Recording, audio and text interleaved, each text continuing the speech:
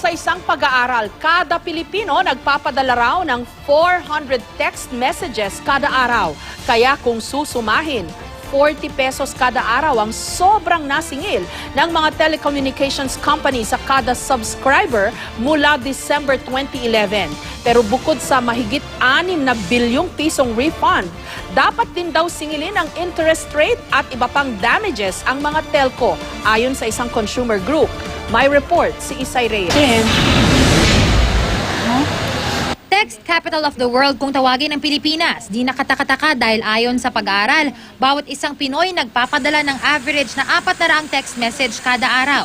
Kaya naman malaking bagay ang balitang overpriced pala ang pisong text message na singil ng mga telecommunications company. Matapos sabihin ng National Telecommunications Commission na dapat 80 centavos lang ang singil sa text sa ibang network simula noong December 2011.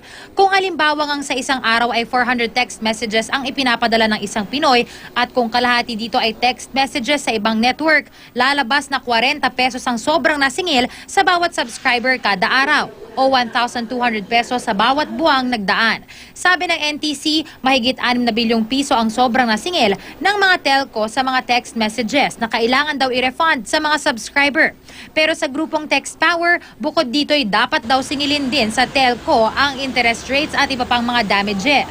Dapat lang, merong interest dapat yung kanilang dahil napakatagal na 2011 pa itong ruling na to. Dapat noon pa sila nag-overcharge, kumita na sila doon sa kanilang in-overcharge, may interest na yon at dapat ibalik nila yon sa tao.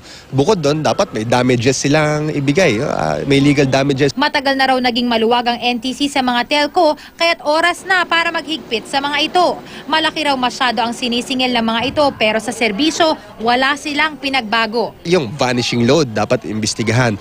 Yung interconnection charges, yung napakabagal na internet connection natin, dapat imbestigahan na yan dahil ang mahal ng binabayad natin pero pinakamabagal tayo sa buong mundo. Aminado ang NTC na kahit na na-deny ang motion for reconsideration ng mga telco na isinumite sa kanila noong December 2012, may karapatan daw ang mga ito na iakyat ang kaso sa Court of Appeals. At sa nauna raw nilang refund order, wala raw nakasaad na interest rates. Pero pinag-aaralan na rin daw nila ang usaping ito. Baka daw may mga jurisprudence, no?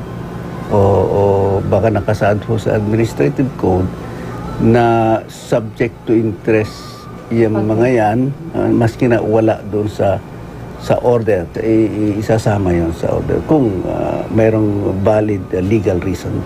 Sa pahayag ng Globe at Smart, nanindigan ang dalawang kumpanya na hindi pa pwedeng ipatupad ang utos ng NTC. Pwede naman daw kasi itong iapila sa korte. Pinag-aaral na rin daw nila ang kanilang legal options ukol sa isinampang reklamo. Isay Reyes, GMA News.